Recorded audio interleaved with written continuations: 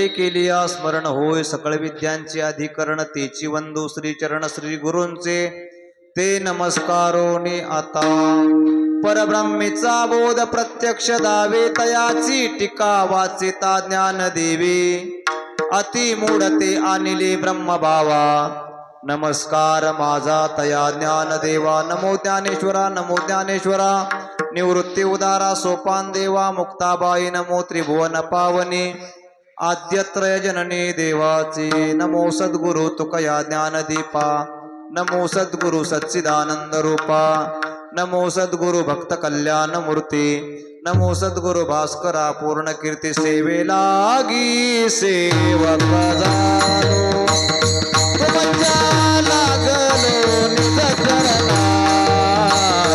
तुमच्या लागलो निज चरणा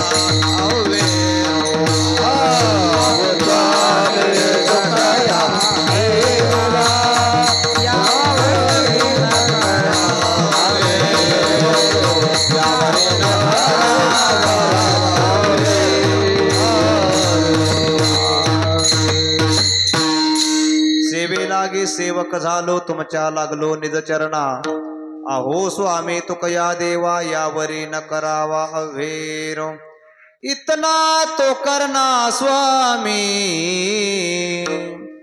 जब प्राण तन से निकले गोविंद नाम लेके तब प्राण तन से निकले उस वक्त जल्दी आना नहीं शाम भूल जाना राधे को साथ लाना जब प्राण तन से निकले गोविंद नाम लेके तब प्राण तन से निकले प्रभु इतना ध्यान देना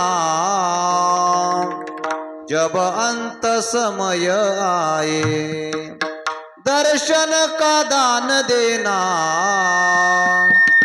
जब अंत समय आए प्रभु इतना ध्यान देना जब अंत समय आए दर्शन का दान देना जब अंत समय आए विठ्ठल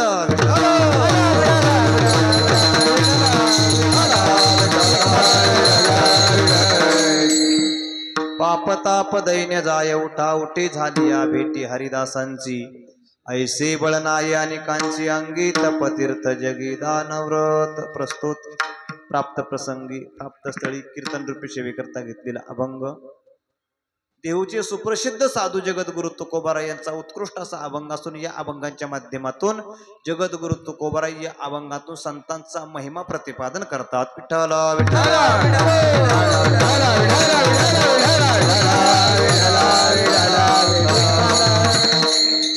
अभंगावरती चिंतन करण्यापूर्वी अल्पसा पर्याय द्यायचा तो असा आपल्या तरडगाव गावामध्ये सुरू असणारा अखंड हरिनाम सप्ताह ग्रंथराज ज्ञानेश्वरीचं सामुदायिक पारायण आणि या सप्ताहातील आजची तिसऱ्या दिवसाची कीर्तन रूपी सेवा तुम्हा सर्व गावकऱ्यांच्या प्रेमामुळे त्याच पद्धतीने आमचे वारकरी शिक्षण संस्था आळंदी देवाची त्या संस्थेतील गुरुबंधू आमचे सुरेश महाराज सुळ अकलूजची संस्था नाही का त्यांची सुळ महाराजांच्या आज्ञेवरून या ठिकाणी माझ्याकडे आलेली आहे ज्ञानोबाराय तुकोबाराय सद्गुरु जोग महाराज ज्याप्रमाणे बुद्धी देतील त्या पद्धतीने नियोजित वेळामध्ये अभंगावरती चिंतन करण्याचा प्रयत्न करणार आहे. विठ्ठल विठ्ठल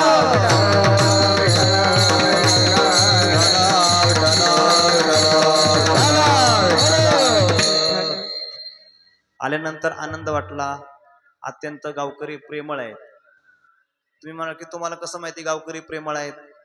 आम्ही ज्यांच्या घरी मुक्काम केला, थांबलो, आमचे भूषण दादा नाही का, त्यांच्या घरी गेल्यानंतर दादांचाही स्वभाव, त्यांच्या घरच्या माणसांचाही स्वभाव अत्यंत प्रेमळ. शीतावरून भाताची परीक्षा करायची असते, बरोबर का नाही? सर्व गावकरी प्रेमळ आहेत. कशावर ओळखायचं? त्यांच्या घरी आल्यानंतर ते प्रेमळ माणसं आहेत. सर्व गावकरी कसे आहेत? प्रेमळ म्हणण्याकरता काही हरकत नाही. असो, सर्वांच्या खेळीमेळीच्या वातावरणामध्ये नियोजित वेळामध्ये जरी कीर्तनाला सुरुवात लेट झाली असेल पण वेळेवरती संपवण्याची माझी जबाबदारी आहे. विठ्ठल विठ्ठल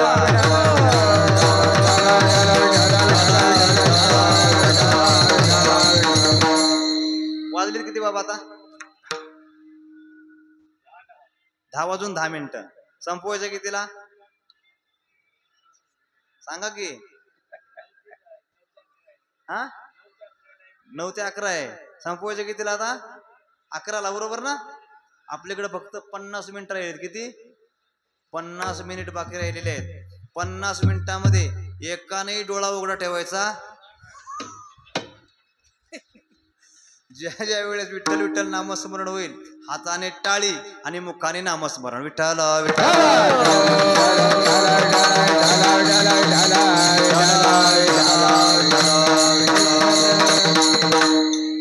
या अभंगातून जगद्गुरु तुकोबाराय संत महात्म्यांचा महिमा प्रतिपादन करतात.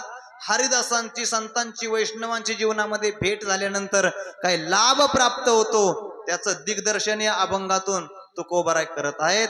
जगामध्ये 4 प्रकारच्या खाणी आहेत. किती? 4 प्रकारच्या. कोणकोणत्या? अंडज, जारज, स्वेदज, उद्बीज. अंडज कोणाला म्हणतात? ज्यांचा जन्म अंड्यातून होतो त्याला अंडज म्हणतात. स्वेदज कोणाला म्हणतात? ज्यांचा जन्म घामापासून होतो त्याला स्वेदज म्हणतात. जारज कोणाला म्हणतात? ज्यांचा जन्म जारापासून होतो त्याला जारज म्हणतात. आणि उद्बीज कुणाला म्हणतात? तर ज्यांचा जन्म जमिनीतून होतो त्यांना उद्बीज म्हणतात. विठ्ठल विठ्ठल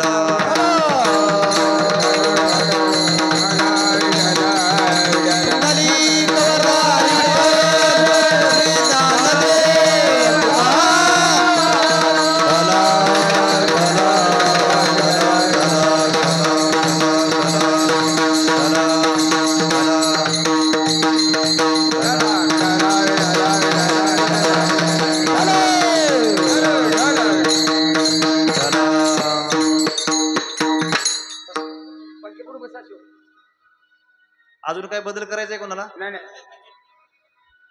5 मिनिट वेळ देतो तुम्हाला. अजून कोणाला बदल काय करायचा आहे का? करायचं आहे बदल तुम्हाला? तुम्हाला विना ठेवायचंय का परत?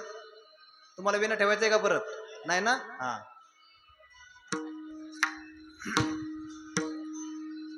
4 प्रकारच्या खाणी सांगितल्या तुम्हाला. अंडज, जारज, स्वेदज, उद्बीज. किती झाल्या?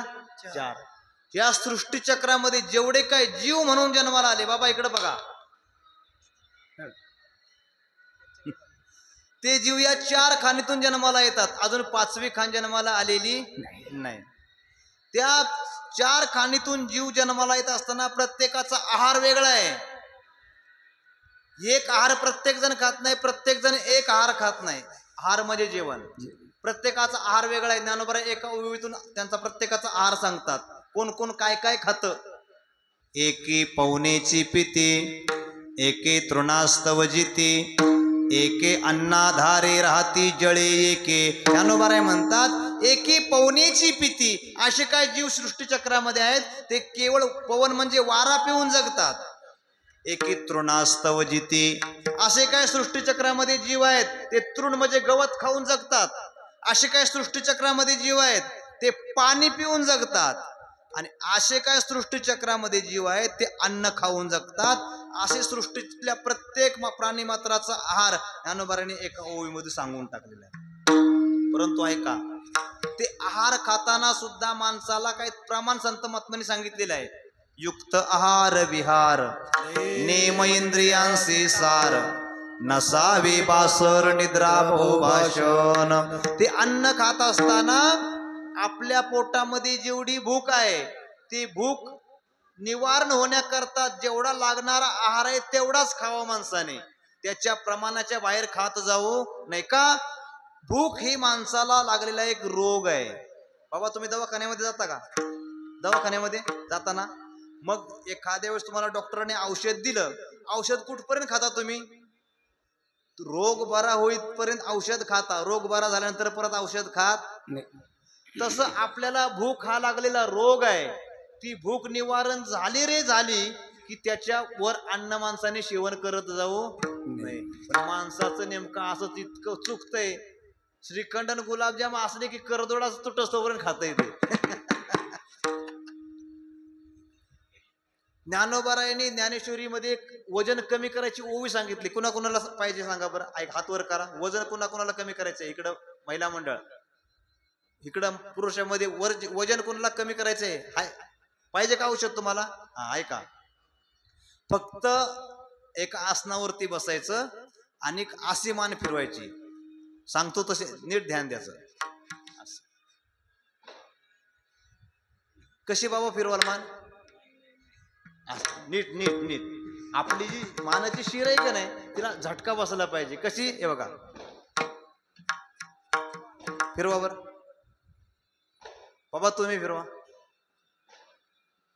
अरे वा बाबा, किती सुंदर फिरवतात. हा तुम्ही पाठीमागे टोपीवाले बाबा, हा तुम्ही फिरवा. हा, पण ही मान कधी फिरवायची? तुम्ही पंक्तीला बसलेला असाल आणि तुम्हाला एखादा गुलाबजाम घेऊन आला की अशी मान फिरवायची. तुमचं 15 दिवसात वजन कमी झाल्याशिवाय विठ्ठल विठ्ठल.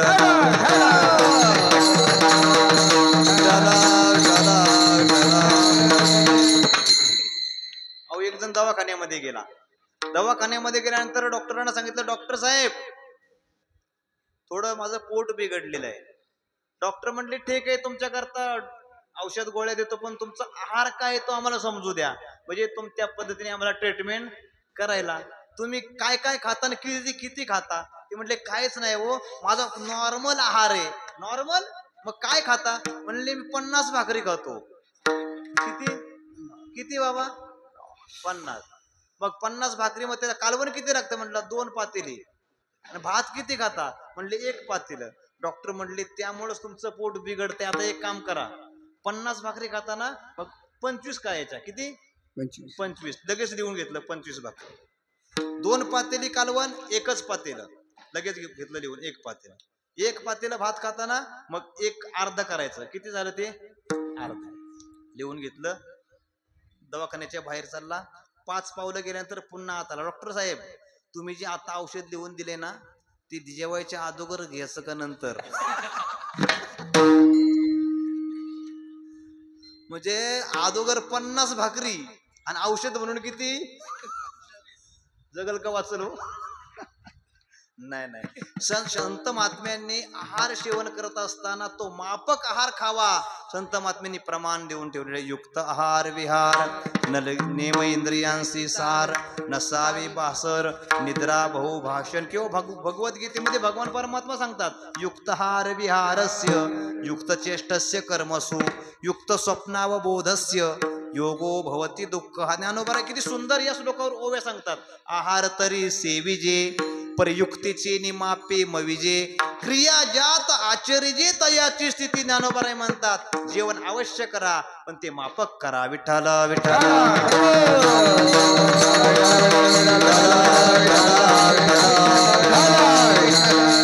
त्या आहारामध्ये पुन्हा 2 प्रकार पडतात, एक शाकाहार आणि एक मांसाहार.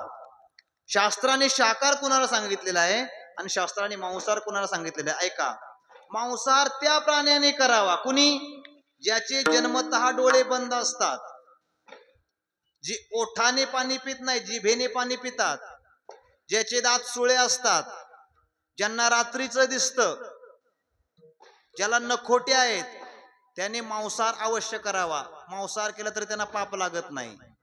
आणि या लक्षणाने युक्त नसताना जो मांसाहार खाईल तो पापाला पात्र झाल्याशिवाय राहत नाही. ज्ञानोबा म्हणतात जेव्हाची अपवित्र शिवे तयाचे वक्त्र तेव्हाची पापा पात्र झाला तो की ज्ञानोबाराय म्हणतात तो अपवित्र आहार आपल्या तोंडाला स्पर्श झाला रे झाला की मनुष्य त्या पापाला पात्र झाल्याशिवाय राहत नाही. विठ्ठल विठ्ठल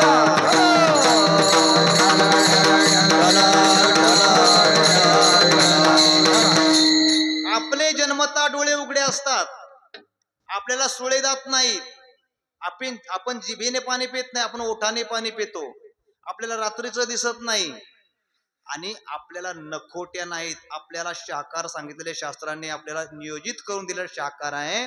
प्रत्येक जण आपापल्या आहाराशी अनन्य महाराज. वाघाच्या समोर कवळी गवताची पेंडी टाका, वाघ ढुंकून सुद्धा पाहणार नाही, तो मांसच खाईल. हत्तीच्या समोर घमेल भरून मांस ठेवा, हत्ती गवतच खाईल, मांसाकडे पाहणार नाही. पण माणसाच्या समोर काय पण टाका की तुकडच पडतंय, शिल्लकच ठेवत नाही महाराज. का? आपल्याला विहित काय निषिद्ध काय हे आपल्याला समजत नाही महाराज. म्हणून शास्त्राला आपल्याला सांगावं लागतं तुम्ही हे खा ते खाऊ नका. संत महात्म्याने आपल्याला सांगून ठेवलेले आहार कसा खावा. या सृष्टीचक्रामध्ये असे काही जीव आहेत, काही जलचर आहेत, काही भूचर आहेत, काही उभयचर आहेत. जलचर कोणाला म्हणतात? जे केवळ पाण्यामध्येच राहतात त्यांना काय म्हणतात? जलचर म्हणतात. भूचर कोणाला म्हणतात? जे केवळ जमिनीवरच राहतात त्यांना भूचर म्हणतात. आणि उभयचर त्यांना म्हणतात जे पाण्यामध्ये सुद्धा राहतात आणि पाण्याच्या बाहेर सुद्धा राहतात, त्यांना उभयचर म्हणतात. उदाहरणार्थ मासा केवळ पाण्यामध्येच राहतो, तुम्ही आम्ही फक्त जमिनीवरतीच राहतो आणि जमिनीवरती आणि पाण्यामध्ये राहतात. खेकडा जमिनीवर राहतो, पाण्यामध्ये राहतो. कासव जमिनीवर राहतं, पाण्यामध्ये राहतं. साप पाण्यामध्ये राहतो, जमिनीवरती राहतो. असे सृष्टी चक्रामध्ये असे काही घटक आहेत, ते काही सजीव आहेत तर काही निर्जीव आहेत. त्या सजीव निर्जीवांची काहींची परस्परांची भेट अवश्य व्हावी आणि काहींची परस्परांची भेट कधी सुद्धा होत जाऊ नये.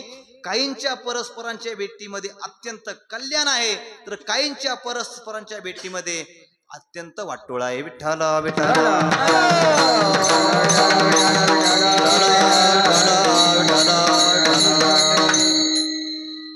हिरा माहितीये का सर्वांना? हिरा हिरा माहितीये? कुणी कुणी पाहिला हिरा? तरडगाव मधला नाही, आपण मौल्यवान हिरा घेतो का नाही, तो हिरा.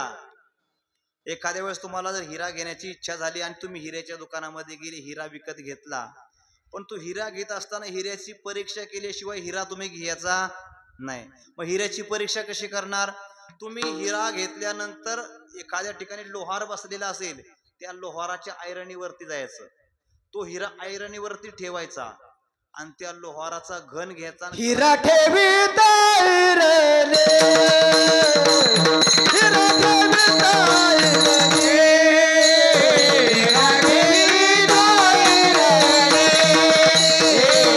हिरा ठेवीत ऐरणे, हिरा ठेवीत ऐरणे, हिरा ठेवीत ऐरणे, हिरा ठेवीत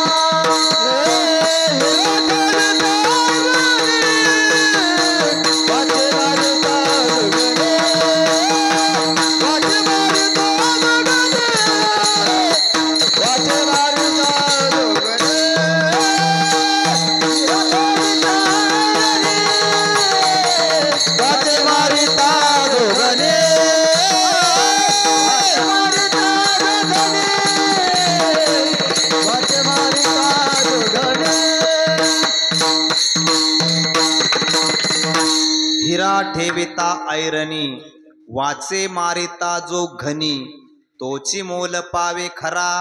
करणीचा होय चुरा तुकोबाराय म्हणतात. तो हिरा ऐरणीवरती ठेवा, घनाने घाव घाला.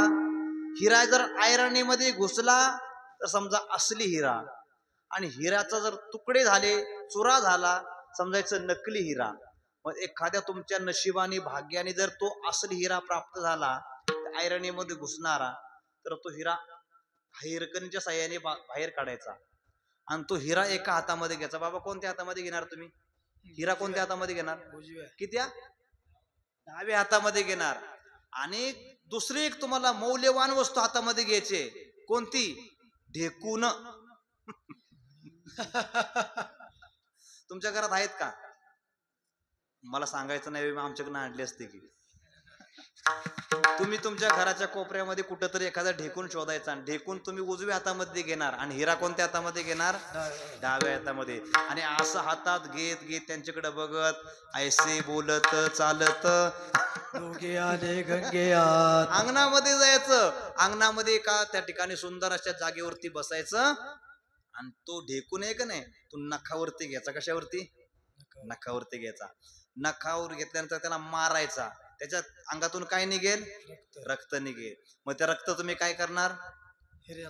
त्या हिऱ्याला लावायचं. कशाला लावायचं?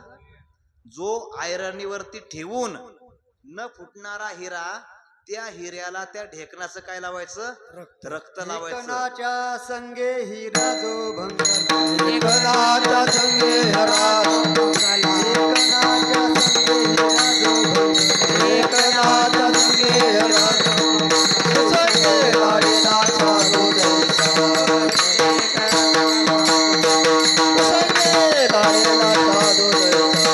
ढेकणाच्या संगे हिरा जो भंगला,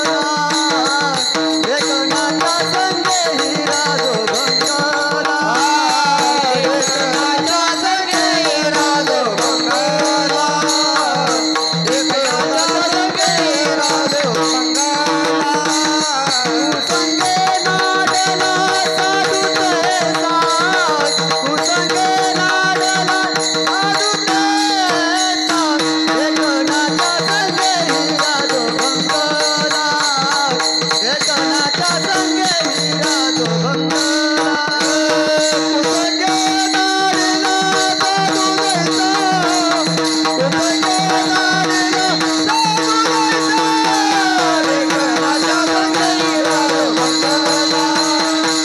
ढेकणाच्या संगे हिरा जो भंगला, ढेकणाच्या संगे हिरा जो भंगला. मला सांगा बाबा, आयरन किती टणक असते हो, आणि घन. त्या घनाचा घाव त्या आयरणीवरती ठेवलेल्या हिऱ्यावर घालून सुद्धा न फुटणारा हिरा, फक्त ढेकणाचं रक्त लागल्याबरोबर त्याचे काय होतात? दोन तुकडे होतात. त्या दोघांची परस्परांची भेट कधी सुद्धा होत जाऊ नये. आता काहींची परस्परांची भेट अवश्य व्हावी. त्यांच्या भेटीमध्ये त्यांच्या जीवनाचं कल्याण होतं. अशा दोन गोष्टी आहेत. स्वाती नक्षत्र माहिती आहे तुम्हाला? स्वाती नक्षत्र. त्या स्वाती नक्षत्रामध्ये पाऊस पडतो आणि समुद्रामध्ये शिंपले असतात, शिंपले. आणि ते स्वाती नक्षत्रामध्ये असे ओपन झालेले असतात, बरोबर का नाही? मग ते स्वाती नक्षत्रातलं पाणी त्या शिंपल्यामध्ये पडल्यानंतर ते शिंपले मिटतात, आणि तो स्वाती नक्षत्रातला पाण्याचा थेंब त्या शिंपल्यामध्ये पडल्यानंतर तो पाण्याचा थेंब न राहता तो मोती तयार होतो. काय होतो? मोती तयार होतो. जर तुम्हाला बाबा मोती पाहिजे असतील, तुम्हाला जर मोती पाहिजे असतील, पाहिजेत का? मोती कुणाला कुणाला पाहिजेत? यादी तयार करा. मी उद्या समुद्रामध्ये जाणार, याच आहे का तुम्हाला? समुद्राच्या तळाला काय आहेत बाबा? मोती आहेत. स्वाती नक्षत्रातल्या पाण्याचा थेंब त्या शिंपल्यामध्ये पडल्यानंतर तो थेट कुठं जातो? समुद्राच्या तळाला जातो, आणि तो मोती रूपाने त्या ठिकाणी ते शिंपल्यामध्ये नांदतो. दोघांच्या परस्परांच्या भेटीमध्ये कल्याण आहे. काहींच्या भेटीमध्ये वाटोळ आहे, तर काहींच्या भेटीमध्ये कल्याण आहे. तसं मनुष्याच्या जीवनामध्ये काहींची भेट झाली की माणसाचं कल्याण आहे, आणि काहींची भेट झाल्यानंतर जीवनाचं वाटोळ आहे. दुर्जनाची जीवनामध्ये भेट झाली की मनुष्याच्या जीवनाचं अधपतन झाल्याशिवाय राहत नाही, आणि सज्जनांची भेट झाल्यानंतर जीवनाचा उद्धार झाल्याशिवाय राहत नाही. विठ्ठला विठ्ठला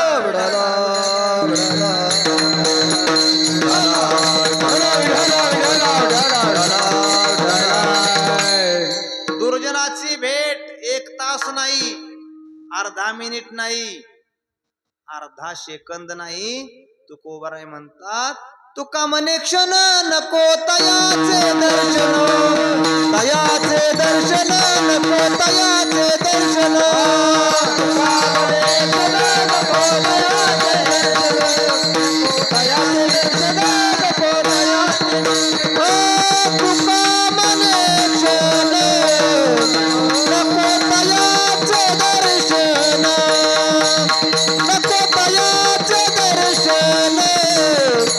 नको तयाचे दर्शन, तुका म्हणे क्षण नको तयाचे दर्शन,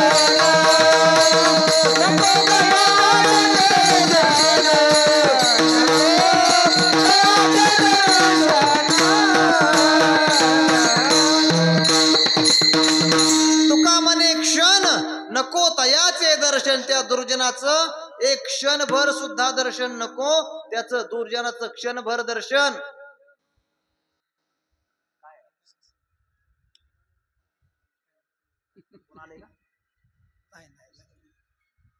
त्या दुर्जनाचं क्षणभर झालेलं दर्शन जीवनामध्ये आपल्या वाटोळ केल्याशिवाय राहत. काय बाबा चाललंय तिकडे? काय काय नाही, चक्कर आली, परत चक्कर आली.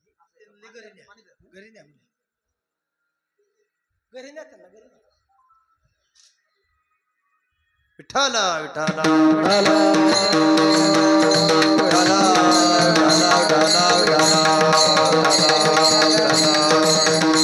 कुंडली कवरदार विठ्ठल श्री ज्ञानदेव तुकाराम. त्या दुर्जनाचं क्षणभर झालेलं दर्शन अख्ख्या जीवनाचं आपले वाटोळ केल्याशिवाय राहत नाही, म्हणून जीवनामध्ये दुर्जनाचं दर्शन होता कामा नये. एका गावामध्ये 3 जण होते. कोण होते? 3 जण. काय करणारे होते माहितीये? हे असं म्हणजे काय? पिणारे पिणारे होते.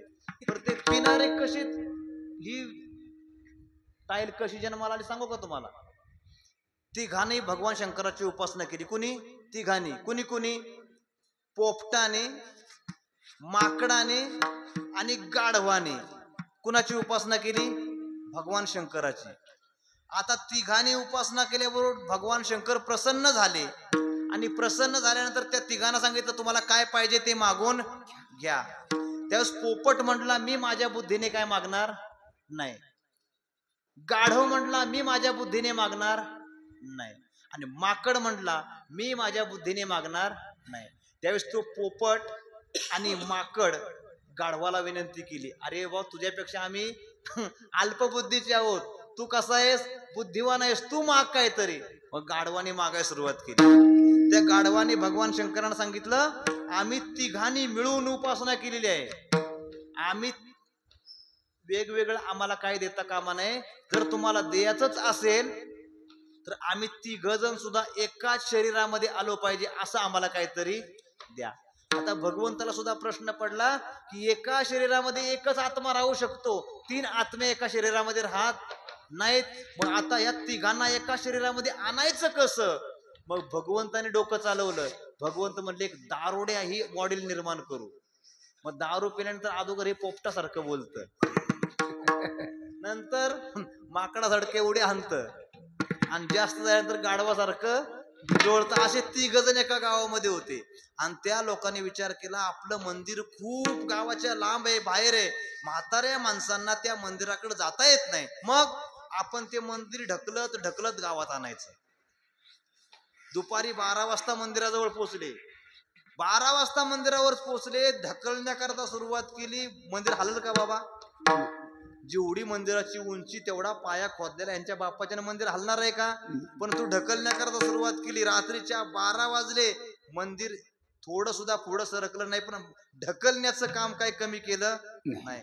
परंतु ह्यांच्या घरच्या ज्या मंडळी होत्या का नाही, त्यांना शोधण्याकरता सुरुवात केली. आपली रत्न दुपारी 12 वाजल्यापासून हरवलेत म्हणले, ते अजून घरी आले नाहीत, आपण शोधलं पाहिजे. बॅटरी घेतली, शोधण्याकरता सुरुवात केली. मंदिराजवळ गेल्याबरोबर जिनं बॅटरी मारली तिच्याच मालकाचा आवाज आणि ती त्याच्याच तोंडावरती बॅटरीचा फॉक्स पडला.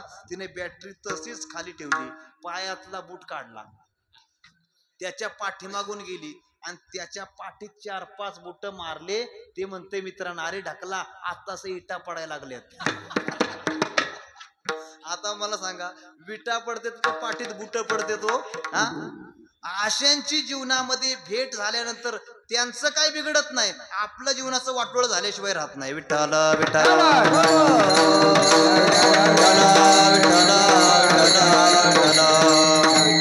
परंतु हरिदासांची, सज्जनांची, वैष्णवांची जीवनामध्ये वारंवार भेट व्हावी. ते हरिदासांची, संतांची, वैष्णवांची जीवनामध्ये भेट झाल्यानंतर काय लाभ प्राप्त होतो. अभंगाच्या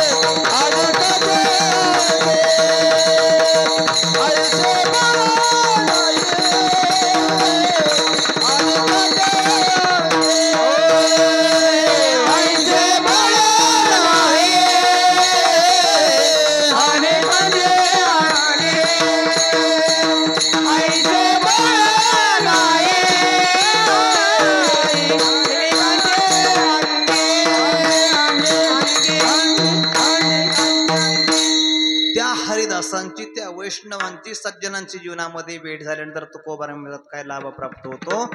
पाप ताप दैन्य जाय उठा उठी. त्या हरिदासांची भेट झाल्यानंतर जीवनातील पाप जातं, जीवनातील ताप जातात आणि जीवनातील दैन्य निघून जातं. हा संतांच्या भेटीमध्ये काय होतो, लाभ प्राप्त होतो. हरिदासांच्या भेटीमध्ये लाभ प्राप्त होतो. हरिदास वैष्णव संत म्हणायचं कोणाला? ऐका, त्या हरिदासांचं, वैष्णवांचं एक अंतर्लक्षण आहे आणि एक बाह्य लक्षण आहे. त्या लक्षणाने जर ते युक्त असतील तर त्यांना हरिदास म्हणत जावं. एरवी कोणालाही हरिदास म्हणायचं नाही. ज्ञानोबारांचा एक सुप्रसिद्ध अभंग आहे.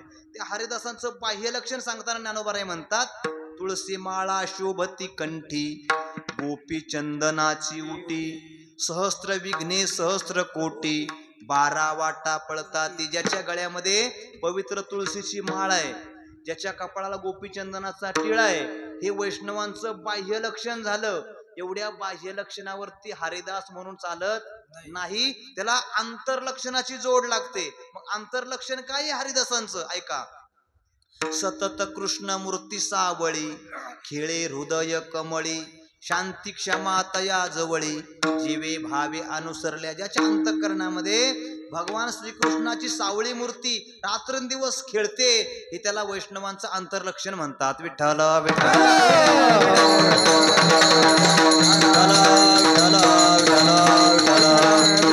आणि अशा संतांची जीवनामध्ये जर भेट आपली झाली की आपल्या जीवनातील पाप जातं, ताप जातं आणि दैन्य गेल्याशिवाय राहत नाही. म्हणून जीवनामध्ये संतांची भेट झाल्यानंतर अजून काय लाभ प्राप्त होतो, ते संत जर आपल्याला भेटले, या संतांची भेटता हरे संसाराची व्यथा, पुढता पुढते माथा अखंडित ठेवीन. संतांची भेट झाल्याबरोबर संसारिक दुःखच महाराज नष्ट होऊन जातं.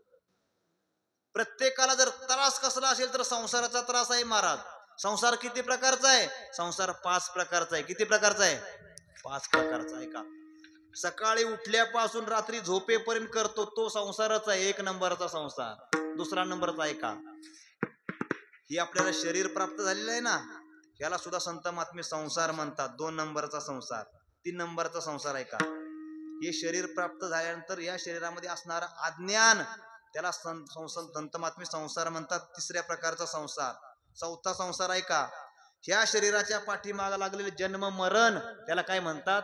संसार. आणि 5वा संसार आहे का या शरीरामध्ये असणारे काम क्रोध आदी विकार हा सुद्धा संसार आहे. 5वा संसार आहे. विठ्ठल विठ्ठल.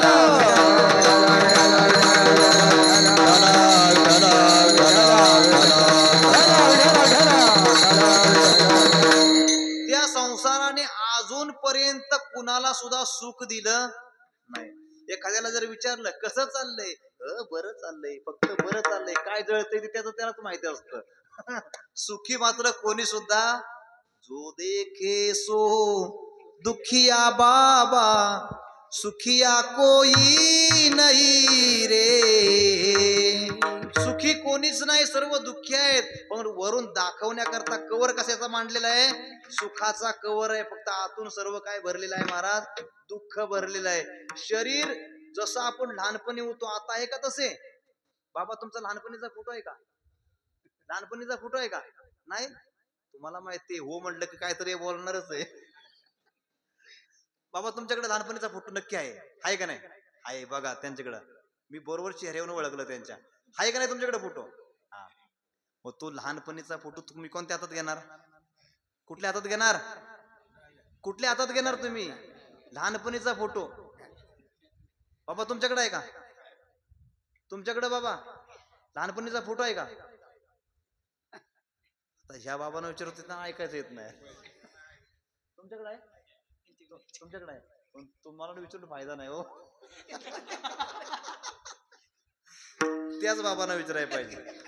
बाबा आहे का तुमच्याकडे लहानपणीचा फोटो आहे का?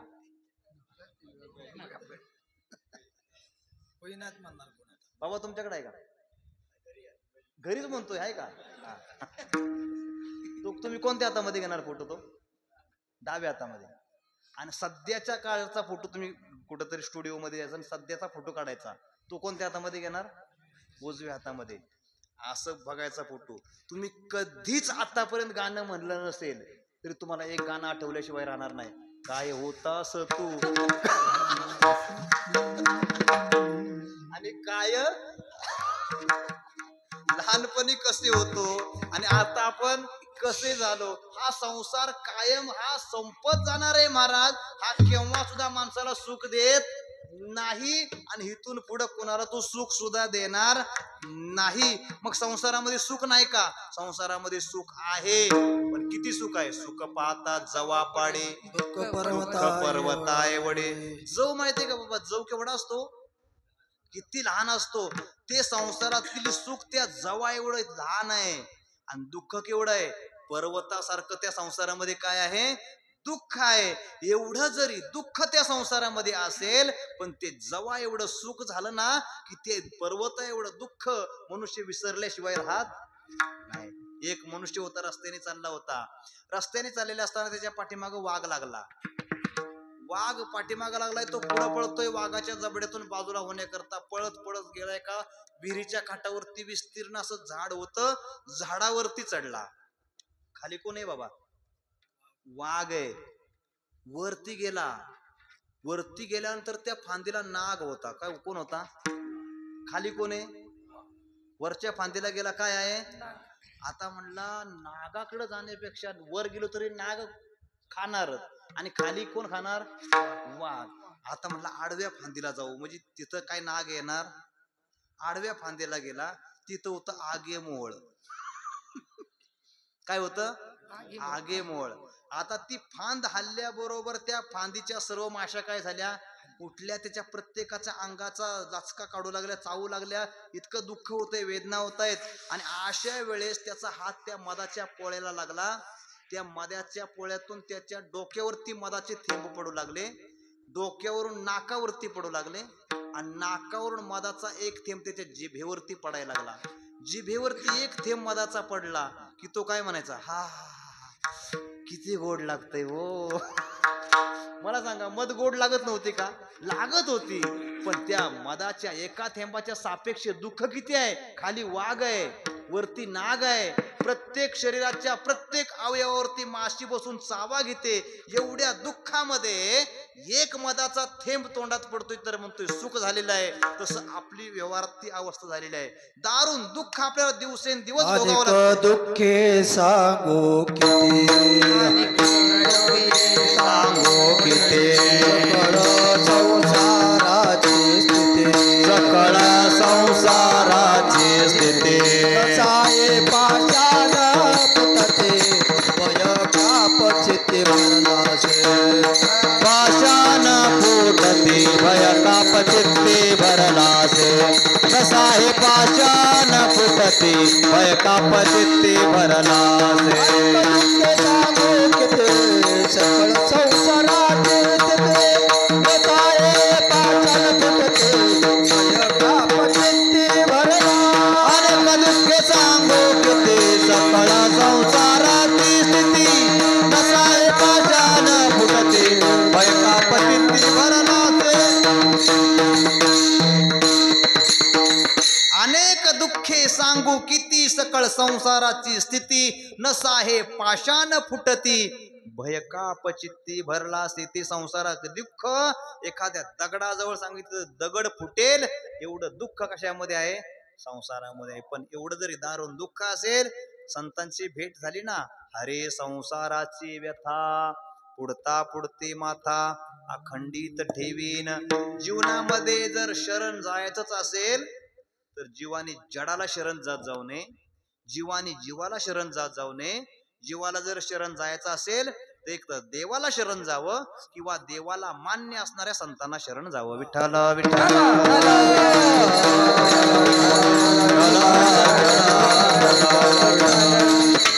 आणि यापैकी देवालाही शरण न जाता, देवमान्य संतांनाही शरण न जाता, भलत्या सलत्या मार्गाने मनाच्या मार्गाने जर तो चालू लागला तर पावलो पावली त्याला दुःखाचे फटके बसल्याशिवाय राहत नाहीत. म्हणून संत सांगतील त्या मार्गाने जावं, देव सांगतील त्या मार्गाने जावं. जीव सुखी झाल्याशिवाय राहत नाही. तुकोबाराय म्हणतात, तुका म्हणे तुम्ही चाला याची वाटे, पांडुरंग भेटे भरवसे निभरवसा देऊन तुकोबारा सांगतात, या भक्तीच्या मार्गाने चाला. एक ना एक दिवस तो पांडुरंग पंढरीचा तुम्हाला भेटल्याशिवाय राहणार नाही. तुकोबारांच्या वचनावर विश्वास न ठेवता तुम्ही मनाच्या मार्गाने चालू जाल, भलत्या सलत्याने सांगितलेल्या मार्गाने तुम्ही जर तुमच्या जीवनाची वाटचाल कराल, तुम्हाला दुःखाचे फटके पावलो पावली बसल्याशिवाय राहत नाही. एक उदाहरण देऊन सांगतो, भजन करा. विठ्ठल विठ्ठल.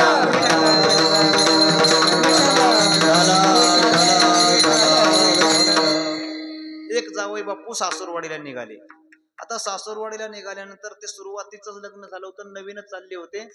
आणि 4-5 लोक वाटेमध्ये भेटली. म्हणले कुठं चालले? म्हणले सासूरवाडीला.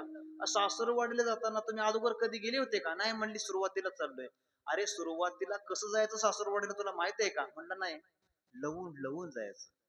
आता लवून जायचं म्हणजे नम्रतेने जावं असा त्यांना अर्थ न घेता ते वाकून वाकून जात असताना ते सासूरवाडीची वाट एका मक्याच्या वावरातून होती. आदल्या दिवशी कोणीतरी 100 कंस चोरली होती आणि त्या मालकाला समजलं की आपल्या मक्यातली 100 कंस कोणीतरी चोरलेत. ती त्या दिवशी राखण करण्याकरता बसलं आणि हे सासूरवाडीला वाकून चाललं होतं. असं मध्ये गेल्यावर गसोंडीला धरलं आणि मारायला सुरुवात केली. काल 100 कंस चोरले, आजही चोरण्याकरता आला. बाबा तुमची कंस चोरण्याकरता नाही आलो, मला पाठीमागून सांगितलं सासूरवाडीला जाताना लवून लवून जायचं म्हणून वाकून जातोय. अरे सासूरवाडीला जाताना लवून जायचं नाही, मी सांगतो तसा जा. कसं? हा हू म्हणायचं. काय म्हणायचं? हा हू. असं का सांगितलं? त्या कणसावर बसलेली पाखरं हाणण्याकरता त्यानं काय सांगितलं? हा हू म्हणायचं. हा हू म्हणत पुढच्या गावामध्ये गेला. पुढच्या गावामध्ये पोहोचल्यानंतर एकाने पक्षी पकडण्याकरता जाळ लावलं होतं. त्या जाळ्यात नुकताच पक्षी येऊन अडकणार, तितक्यात हे तिथं पोचलं, हा हू म्हटलं आणि ते पक्षी लावला उडवून. तिथंही पकडला, तिथं मारण्याकरता सुरुवात केली. तो म्हटलं अहो मला का मारताय? अहो सकाळपासून संध्याकाळपर्यंत आता वाट बघत होतो पक्षी जाळ्यामध्ये कधी अडकतोय, आता नुकताच आला होता आणि तुम्ही त्याला काय लावला? कुठं चालला? सासूरवाडीला. सासूरवाडीला जाताना असं नाही म्हणायचं. काय म्हणायचं? मी सांगतो तसं म्हण. असं म्हणायचं, या का अडकलंय, दुसरं का अडकना, असं म्हणायचं. असा म्हणत पुढच्या गावामध्ये गेला. जोरात पाऊस पडला होता बाबा. सर्व डोंगरावरचा गाळ नाल्यात येऊन पडला होता आणि ट्रॅक्टर चालवणाऱ्याचं ताबा सुटला आणि एक चाक नाल्यात अडकलं होतं आणि एक रस्त्यावरती होतं. ते चाक काढून ते घामाघूम झालं आणि हे त्याच्या कानात जाऊन म्हणतं, या का अडकलंय, दुसरं का अडकना. त्यानं ती टॉमीच काढली. असं मारण्याकरता सुरुवात. अहो मला का मारताय? मी सासूरवाडीला चाललोय. अरे मी चाक काढून घामाघूम झालो, तू म्हणतो दुसरं का अडकना. कुठं चालला? सासूरवाडीला. सासूरवाडीला जाताना असं नाही म्हणायचं, मी सांगतो तसं म्हण. काय म्हणायचं? याक निघालंय, दुसरं का निघना, असं म्हणायचं. पुढच्या गावामध्ये गेला. पुढच्या गावामध्ये सर्वांच्या आवडीचा मनुष्य वारला होता आणि त्याची अंत्ययात्रा निघाली होती. अख्खं गावच्या गाव रडत होतं आणि ते खांदेकरांच्या कानात म्हणतंय, याक निघालंय, दुसरं का निघना. खांदेकरी म्हणते, ह्याला ठेवा, पहिला ह्याला घ्या. अरे बाबा इथं का मारतं? मी पाठीमागून मारच खातो. कुठं चालला? सासूरवाडीला. अरे सासूरवाडीला जाताना असं नाही म्हणायचं, आता मी सांगतो तसं म्हण. काय म्हणायचं? असं म्हणायचं, वाईट झालं, वाईट झालं, वाईट झालं, असं म्हणायचं. पुढं गेला.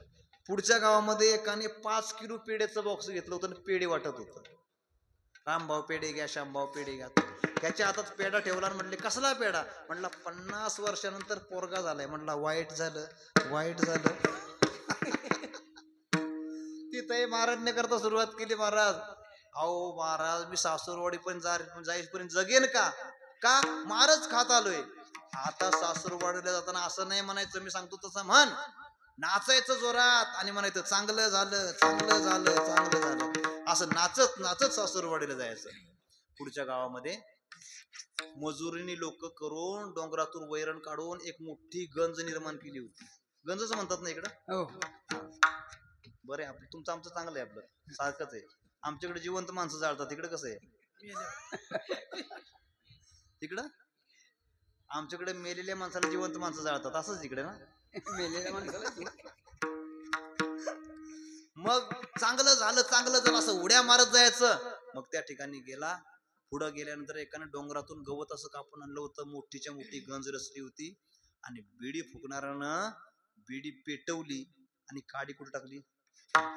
गंज पेटायला लागली. गंज भिजवण्याकरता कोण भेटाना. तितक्यात हे सासूरवाडीला चाललं होतं. ओ रामभाऊ इकडे या. काय झालं? गंज पेटायला लागली. म्हणला चांगलं झालं. मला सांगा, प्रत्येक ठिकाणी मार खावा लागला, प्रत्येक ठिकाणी फटके दुःखाची बसले का? भलत्या सलत्याने सांगण्यावरून मार्गाचं काय करू लागला? भ्रमण करू लागला. तसं आपण जीवन जगत असताना कुणी सांगून जर आपण आपल्या जीवनाची वाटचाल करत असू तर आपल्या जीवनामध्ये प्रत्येक पावलोपावली काय आहे? दुःख आहे. आणि संत सांगतील, भगवंत सांगेल, त्या मार्गाने जर आपण चालू तर तुकोबाराय म्हणतात, निळोबाराय म्हणतात, तेनेची पंथे चालो जाता, तेनेची पंथे चालो जाता, तेनेची पंथे चालो जाता, तेनेची पंथे चालो जाता. न पडे गुंता कोटे काही, न पडे गुंता कोटे काही, तेनेची पंथे चालो जाता, तेनेची पंथे चालो जाता. न पडे गुंता कोटे काही, न पडे गुंता कोटे काही, तेनेची पंथे चालो जाता, तेनेची पंथे चालो जाता.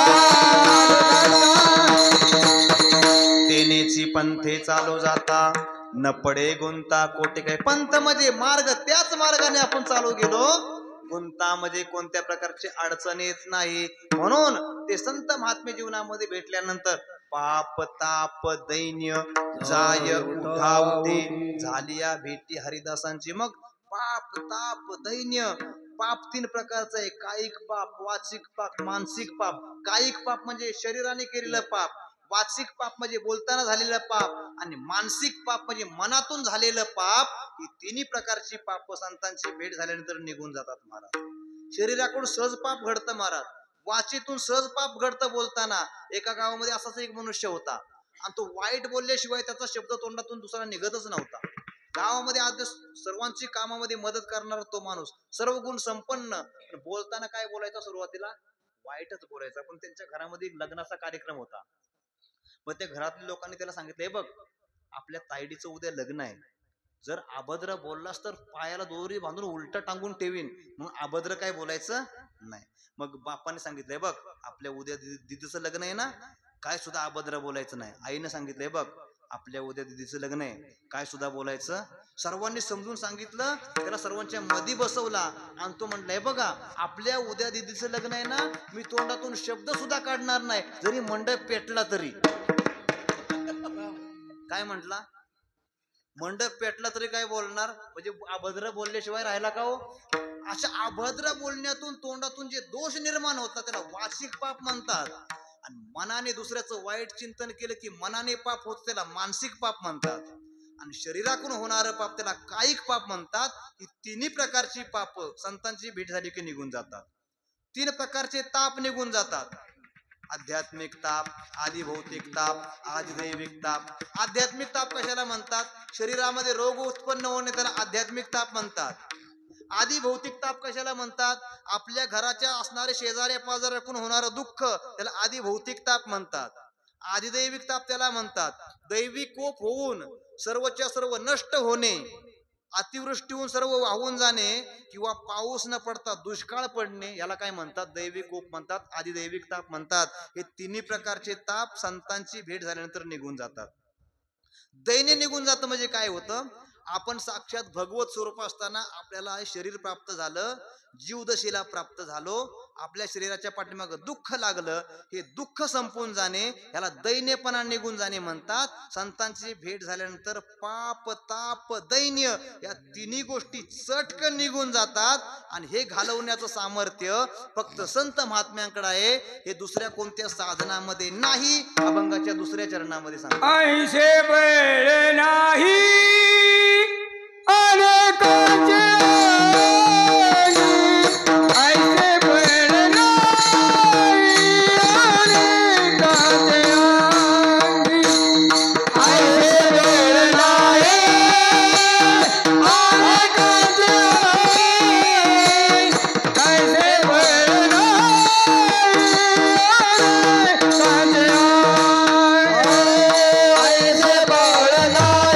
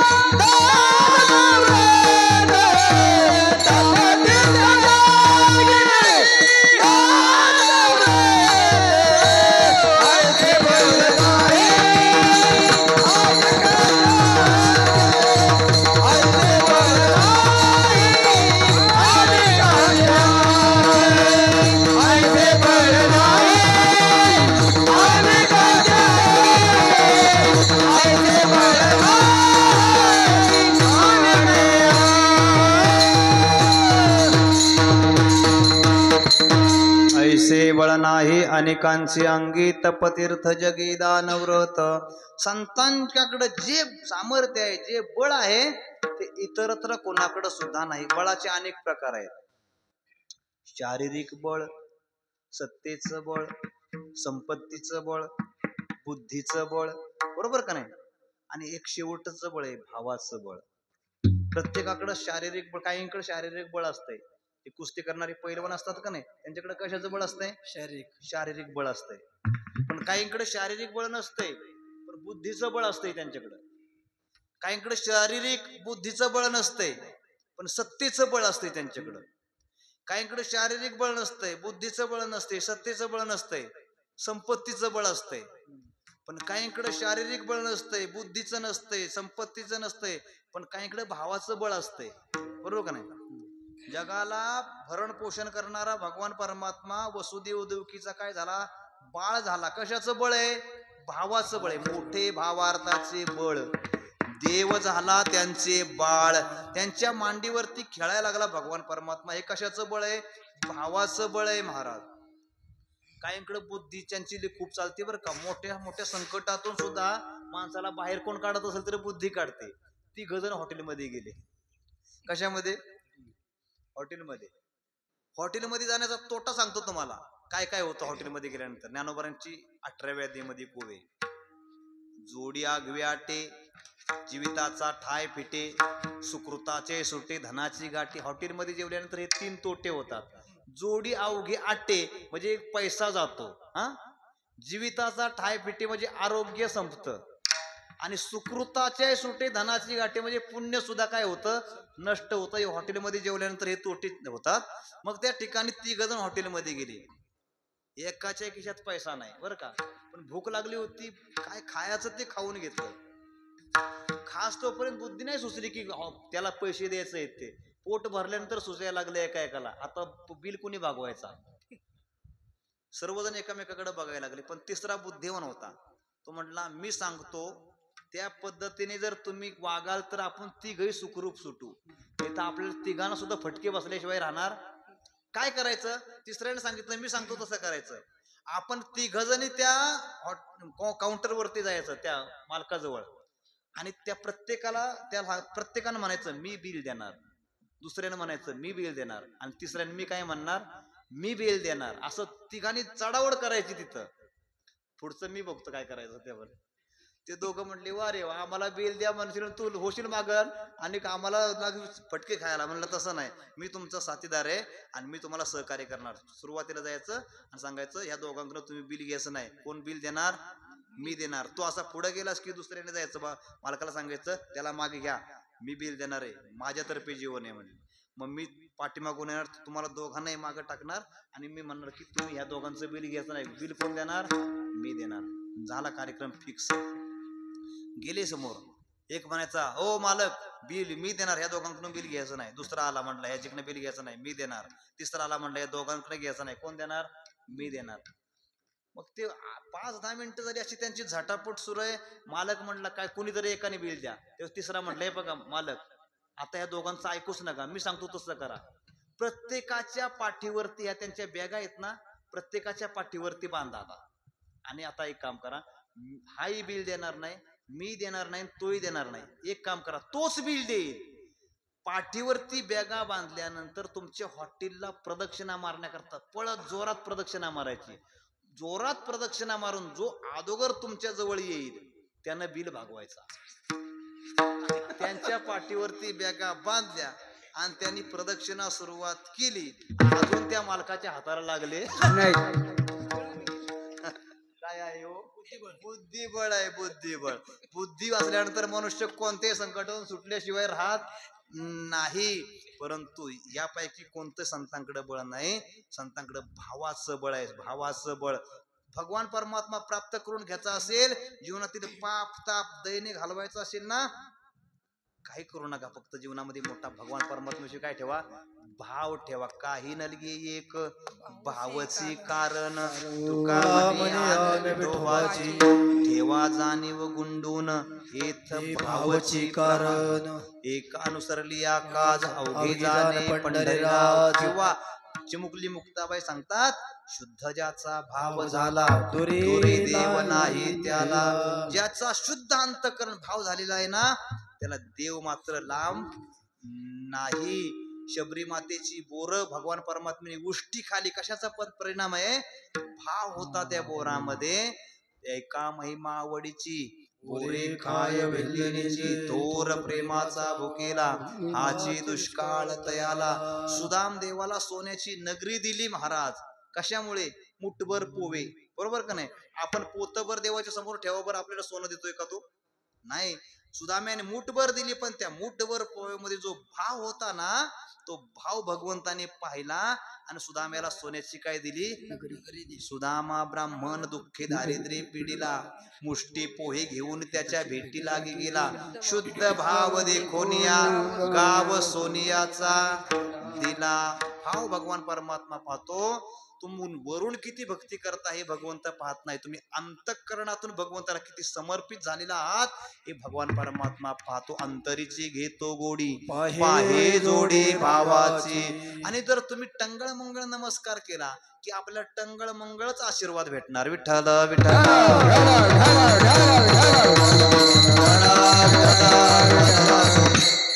पैसे खोटे तर माल खोटा, तसा भक्ती खोटी तर आशीर्वाद कसा भेटणार? आपण जीवनामध्ये खोटं केलं की आपल्याला खोटच मिळणार. एक उदाहरण देऊन सांगतो. एक पाहुणा एकाच्या घरी गेला. इकडं जर तरडगाव मध्ये पाहुणा आला तर किती दिवस थांबतो बाबा? थोडे दिवस, म्हणजे अर्धा वर्ष वगैरे किती असं? 4 दिवस. बाबा तुम्ही गेल्यानंतर किती दिवस थांबता तुम्ही? 1 तास. बाबांकरता टाळ्या वाजवा. असं पाहिजे. उभ्या पावली पाण्याचा तांब्या घेतला की माघार निघाव महाराज. तो गेला 15 दिवस थांबला महाराज. घरी तर थांबलाच, पण टपरीवर 5,000ची उधारी केली. किती? आता दोघही पती पत्नी वैतागली. पत्नी मालकाला म्हणायच्या, हो तुमचा मित्र कधी जाणार? तो म्हणला, माझा मित्र नाही, मला वाटलं तुझा कोणतरी पाहुणा आहे. आता म्हणल्याला घालवायचा कसा? दोघांची चर्चा सुरू झाली. म्हणली, एक काम करा, संध्याकाळी आपण पुरणपोळ्या बनवू. पुरणपोळ्या बनवल्यानंतर आमटीमध्ये तू मीठ टाकायचं नाही, आणि आपण 3 जण जेव्हा बसल्यानंतर मी तुला उलट पालट बोलणार. खोटं खोटं. तू पण मला उलट पालट बोलायचं. खोटं खोटं. आपल्या मध्ये असणारी दिवाची ती चिमणी विझवायची. तू पाठीमागच्या पडवीला पळून जायचं. मी जात्याचा खुटा हातामध्ये घेणार, कणगीवरती जोरात मारणार. खोटं खोटं. तू खोटं खोटं रडायचं, मी खोटं खोटं मारणार. आणि मी तुला मारतोय असं त्याला समजलं की तो घरातून काय जाणार? निघून जाणार. परत आपल्या घरात मध्ये येणार. हा म्हणले, कार्यक्रम पक्का झाला. पुरणपोळ्या बनवली, आमटी बनवली, आमटीमध्ये मीठ घातलं नाही. संध्याकाळी जेवण्याकरता बसली, तो दिवा लावला. आमटी यानं पेल्याबरोबर तो म्हणू लागला, तुला काय अक्कल आहे का जेवण बनवण्याची? तुला आमटीमध्ये मीठ घालण्याचं कळत नाही? ती पण आदवा तदवा बोलायला लागली. गप खावं का नाही तुम्ही? दिवा विजवला. ती पाठीमागच्या पडवीला पळाली. ह्यानं जात्याचा खुटा घेतला आणि कणगीवरती जोरात मारायचा आणि तिनं ठोटो ठोटो बोंबलायचं. असं 15 मिनिटं चाललं. 15 मिनिटानंतर ते परत घरामध्ये आले तर पाहुणा काय पात्रावरती बसलेला नव्हता. त्यांनी परत दिवा लावला आणि तो कसा म्हणतोय, मी तुला खोटं खोटं मारलं का नाही? ती म्हणली, मी पण खोटं खोटं रडले का नाही? तो दरवाजाच्या आड लपला होता, तो पण आला.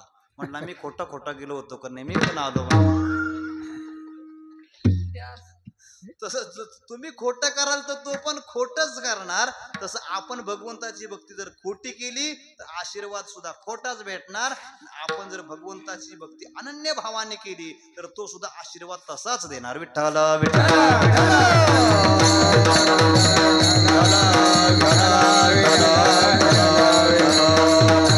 संत महात्म्याकडे भावाचं बळ आहे. अजून भगवान परमात्म्याकडे जेवढं बळ आहे ना, त्याच्यापेक्षा काकण भर श्रेष्ठ बळ संत महात्म्यांकडे आहे. ऐका, भगवंताची जर कृपा झाली तर पांगळा मनुष्य डोंगर पार करतो, पण संतांची कृपा झाली की दगडाची भिंत चालते. सामर्थ्य कोणाकडे जास्त आहे? संतांकडे जास्त आहे. देवाची कृपा झाली की मुका माणूस बोलतो, पण संतांची कृपा झाली की रेडा वेद बोलतो. कुणाकडे सामर्थ्य जास्त आहे? संतांकडे सामर्थ्य जास्त आहे. देवाची कृपा झाली की जिवंत बैल दूध देतो. तुम्ही महाराज डोकं फिरला तुमचं बरं का.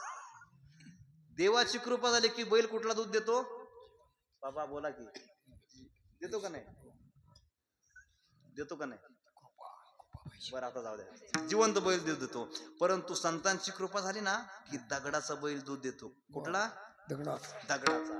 आता बाबा, दगडाच्या बैलाचं दूध काढणं सोपं का जिवंत बैलाचं सोपं हो? दगडाच्या सोपं. आता दगडाच्या सोपंवाले हात वर करा बरं. दगडाच्या बैलाचं दूध सोपं काढणं हे कोण कोण म्हणते असे, आणि हात वर करा. आणि बरं, म्हणजे तुमचा दगडाचं सोपं हे मान्य नाही, जिवंत बैलाचं सोपं आहे असं तुम्हाला मान्य आहे ना? हात वर करा. ते पण नाही बाबा, तुमचं काय मत आहे? दगडाचं सोपं का जिवंत सोपं? अहो मी सांगतो ना प्रमाण देऊन, पण सोपं कोणतं? सोपं कोणतं? सोपं कोणतं? उशीर होतोय बाबा हो. बाबा तुमचं काय मत आहे? सोपं कोणतं? दोन्ही सोपं. दगडाचं सोपं का जिवंत सोपं?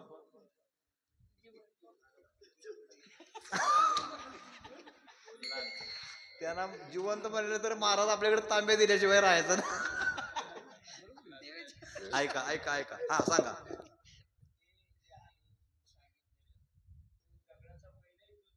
हा बरोबर, देत नाही हे मलाही मान्य आहे बाबा, मलाही मान्य आहे. पण सोपं कोणतं?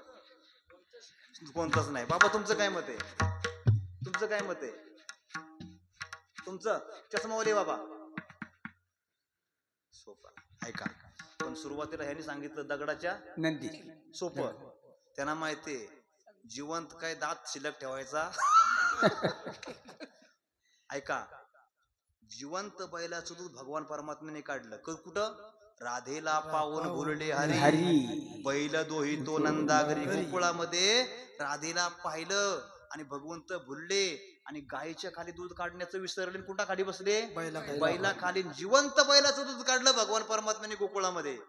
पण ज्यावेळेस तुकोबराय वैकुंठाला गेले ना, मग भागीरथी बाई धावा करू लागल्या तुकोबरायांचा. भागीरथी बाई करता तुकोबराय वैकुंठावरून खाली आले. मग भागीरथी बाईने तुकोबरायांना खाण्याकरता शेवया बनवल्या. मग शेवया कशा बरोबर खातात बाबा? दुधाबरोबर. घरात दूध नव्हतं. तुकोबराय म्हणले भागीरथी बाई काय चिंता करू नका, तांब्या द्या, मी दूध घेऊन येतो. वेलेश्वरा ते पूजिले दूध नंदीचे काढिले, दूध नंदीचे काढिले, दूध नंदीचे काढिले.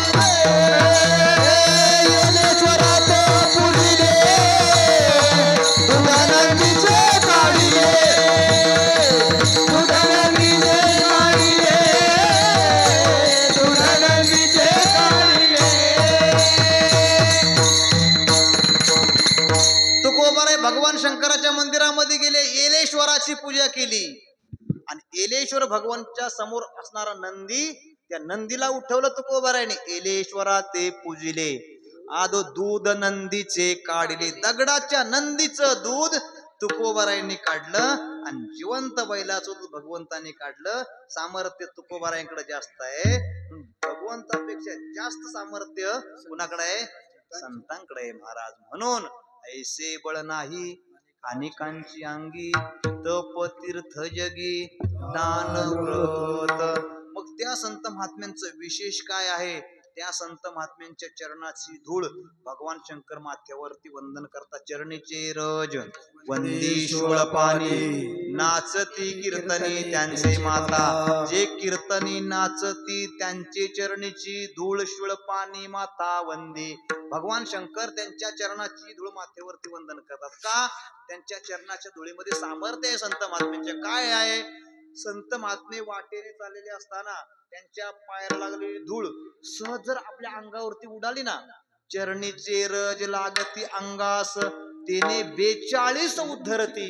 42 कुळांचा काय होतो? आपला उद्धार होतो. अजून दुसरा फायदा काय? संत चरण रज लागता सहज, वासनेचे बीज. आपल्या जीवनामध्ये जन्म मरणारा ठरणारी वासना, ती वासना जळते यात विशेष नाही महाराज. वासनेचं बीज जळून जातं महाराज. बीज जळल्यानंतर अंकुर फुटण्याचं काय कामच नाही. तर वासनेचं बीजच जळालं, पुन्हा वासना उत्पन्न होत. म्हणून संत महात्म्यांच्या चरणाचं रज वासनेचं बीज जाळून टाकते. एवढं सामर्थ्य संत महात्म्यांच्या चरणाच्या रजामध्ये आहे. जगामधली जेवढी काही तीर्थ आहेत ती सर्वच्या सर्व तीर्थ पवित्र होण्याकरता संतांच्या चरणाजवळ येतात महाराज. तीर्थे तया पर्वकाळ ठाया इति पुनित भावया पर्वकाळ तया तळी वैशे वैष्णवा वैष्णवाची. किंवा तीर्थे पर्वकाळ अवघी पायापे सकळ. एवढं संत महात्म्यांच्या चरणामध्ये, चरणाच्या राजामध्ये सामर्थ्य आहे. ते संत महात्मे जन्म मरण रूपी संसार सागरावरची नाव आहेत. त्या नावेवर ते जीव बसल्यानंतर त्या जीवाच्या हातालाही आणि पायालाही पाणी न लागता संत महात्मे सुखरूप या तीरावरून पहिले तीराला घेऊन जातात. भवतरावया उत्तम हे नाव भिजवणे दीपाव हात काही. म्हणून त्या संत महात्म्यांचं स्वरूपच भगवान परमात्मा आणि भगवान परमात्मा मध्येच संत आहेत. त्या भगवंताचं एकदा भजन करा. विठोबा रखुमाये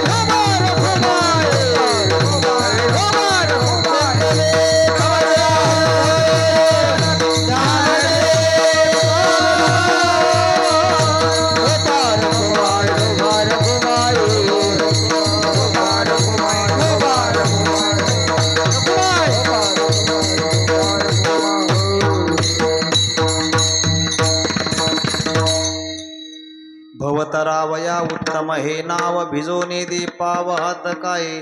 तुकोबाराय म्हणतात की भव म्हणजे जन्म मरण रूपी संसार सागर तरुण जाण्याकरता त्या संसार सागरावरची नाव संत महात्मे आहेत. आणि त्या नावेवरती बसल्यानंतर त्या जीवाच्या हातालाही आणि पायालाही पाणी न लागता संत महात्मे त्याला पहिले तीराला काय करतात, घेऊन जातात. नावेचे दोन प्रकार, एक व्यावहारिक नाव आणि एक पारमार्थिक नाव.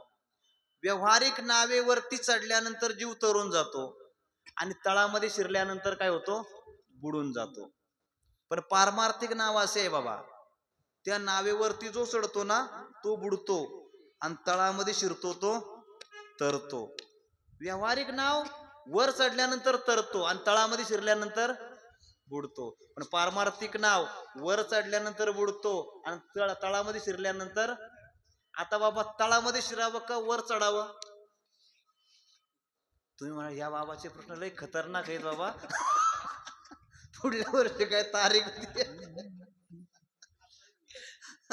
ऐका. नावेचे दोन प्रकार, एक व्यावहारिक नाव, पारमार्थिक नाव. ऐका, संत महात्मे रूपी नाव आहे ना, त्या नावेवरती माणसानं वर चढत जाऊ नये, त्या तळामध्ये शिरावं. आणि व्यावहारिक नाव आहे ना, त्या व्यावहारिक नावेवरती चढावं आणि तळामध्ये शिरायचं नाही. आता ऐका, संत महात्मे रूपी नाव आहे त्याच्या वर चढू नये म्हणजे संत महात्मे रूपी नावेवरच्या संतांच्या डोक्यावरती कधी बसण्याचा प्रयत्न करायचा, त्यांच्या तळामध्ये शिरावं म्हणजे त्यांच्या चरण सानिध्यामध्ये सेवा करावी. आपण तरल्याशिवाय राहत नाही. म्हणून भागवतामध्ये नाथ महाराजांची एक ओवी आहे, पर्या नावेची नवलगती, वर चढले ते बुडती, तळी राहिले ते तरती, ऐक निश्चिती उद्धवा. तळामध्ये शिरल्यानंतर मनुष्य तरतो आणि वर चढल्यानंतर काय होतो, बुडतो. मग त्या संत महात्म्यांच्या नावेवरती सरायचं म्हणजे संतांचं नामस्मरण करायचं, संतांची सेवा करायची. आपल्या जीवनामध्ये आपण तरुण गेल्याशिवाय राहत नाही. कोणते संतांचं नामस्मरण करा, तुमच्या जीवनातील पाप निवृत्त करतं आणि पुण्याची काय करतंय, उत्पत्ती करत. ऐका, 3 अक्षरी निवृत्ती, जो जप करेल अहोरात्री, त्या सायुज्यता मुक्ती ब्रह्मस्थिती सर्व काळ. 4 अक्षरी ज्ञानदेव, जो जप करील धरील भाव, तया ब्रह्मपदी ठाव, ऐशे शिवादी देव बोलिले. 3 सोपानी 3 अक्षरे, जो जप करी निर्धारे, त्या ब्रह्म साक्षात्कारे होय सत्वर जाणीजे. मुक्ताबाई चतुर्विधा, जो जप करील सदा, तो जाईल मोक्षपदा, सायुज्य संपदा पावेल. ऐशी 14 अक्षरे, जो ऐके कर्ण विवरे, की उच्चारे मुखद्वारे, तया ज्ञानेश्वर प्रत्यक्ष भेटे. एका जनार्दनी प्रेम, जो जप करील धरील नेम, तयात पुन्हा नाही जन्म ऐसे परमेष्ठी बोलले. संतांचं नामस्मरण केल्यानंतर पाप निवृत्त होतं आणि पुण्याची प्राप्ती होते. देवाचं नामस्मरण केलं पाप निवृत्त होतं आणि पुण्याची प्राप्ती होते. हरिमुखे म्हणा, बोला. पापाची गणना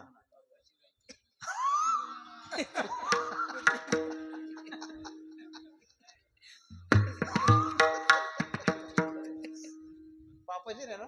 पुण्याची गणना कोण करी. हरिमुखे म्हणा पुण्याची गणना कोण करी. आणि हरी उच्चारणे अनंत पापराशी जाती आता संतांचं नामच आहे का. पुण्यवंत व्हावे घेता सज्जनांची नावे. नाही का. तुका म्हणे पापे जाती संतांची जपे. संतांचा जप केला की पाप जात, संतांचा जप केला की पुण्य होतं. भगवंताचा जप केला की पुण्य होतं आणि भगवंताचा जप केला की पाप. अहो कसंही भगवंताचं नामस्मरण करा, कसंही करा, जीवावर आल्यासारखं करा, भगवंत उद्धार केल्याशिवाय राहत नाही महाराज. व्यवहारामध्ये लग्न झाल्यानंतर पत्नी पतीचं नाव घेते, ती चांगलं घेते का हो. कसंही नाव घेते, पण तो आयुष्यभर सांभाळण्याची जबाबदारी कोणाची असते. पतीची असते. पत्नी फक्त एकदा नाव घेते तर आयुष्यभर पती सांभाळतोय. पत्नी त्याच्या नावाचं मंगळसूत्र गळ्यामध्ये घालते तर आयुष्यभर त्याला सांभाळण्याची जबाबदारी कोणाची असते. पतीची असते महाराज. मी आता एक स्वर काढतो बाबा, ते कुठलाही स्वर सांगायचा मला फक्त. हा आली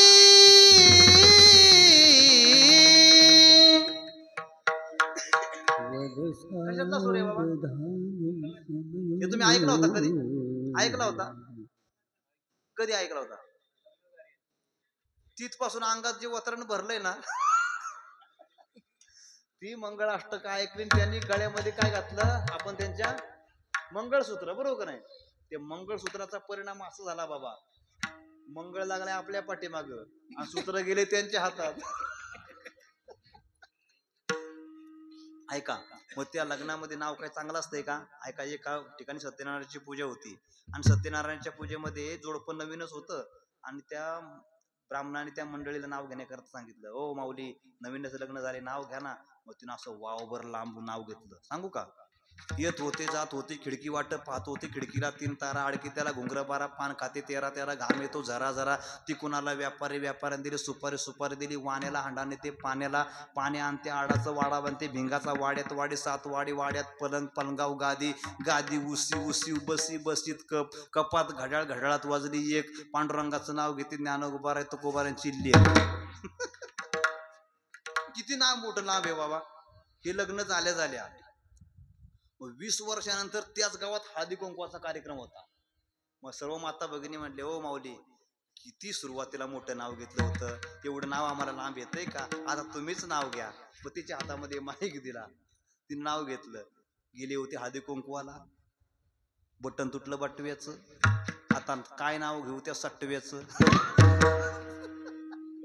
मला सांगा असं नाव घेतलं तरी ते आयुष्यभर काय करतंय, सांभाळतंयच हो.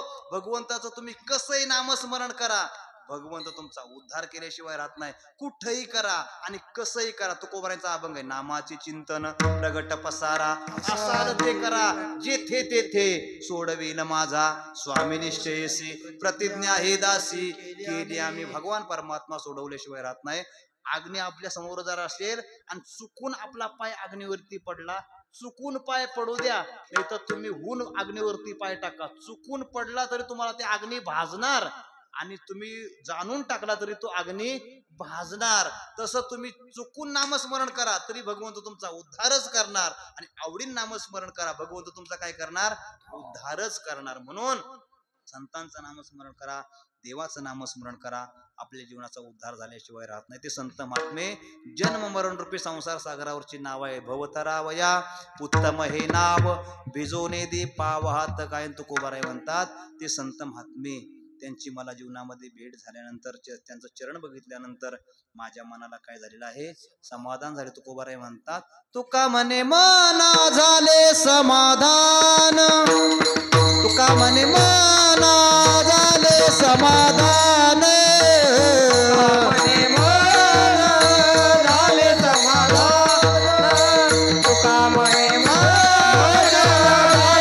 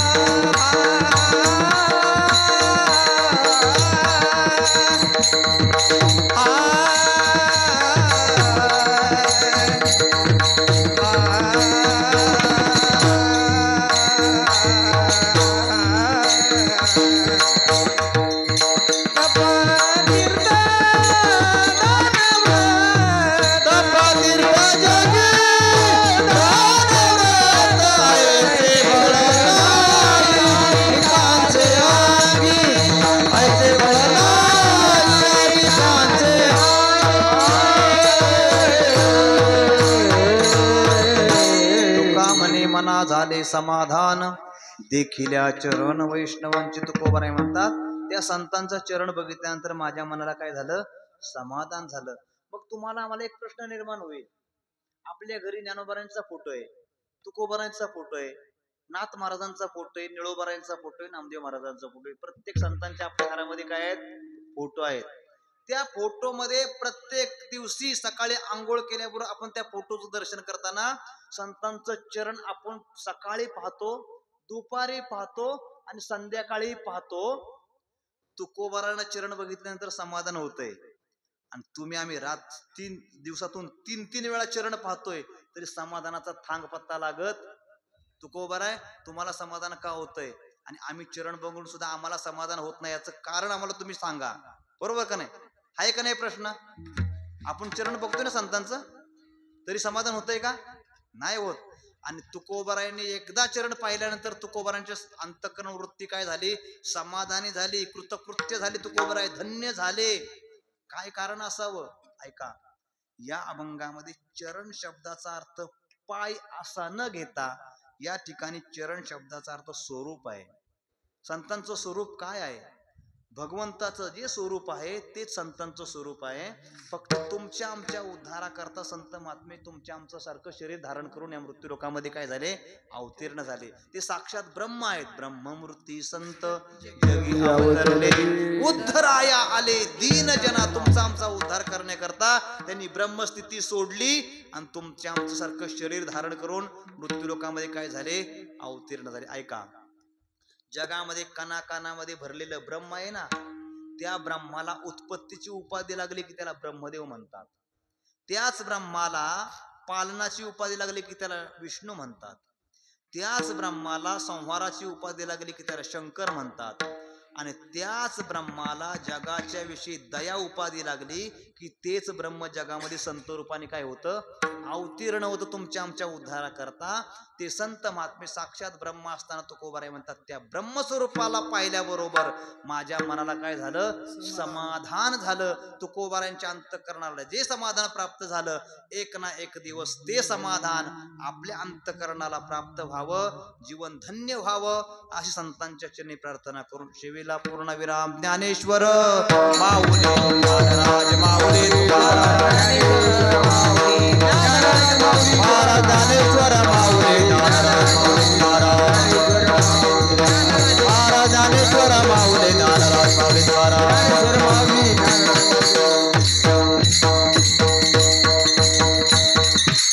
पापताप दैन्य जाय उठा उठी झाली या भेटी हरिदासांची ऐसे बळ नाही अनेकांची अंगी.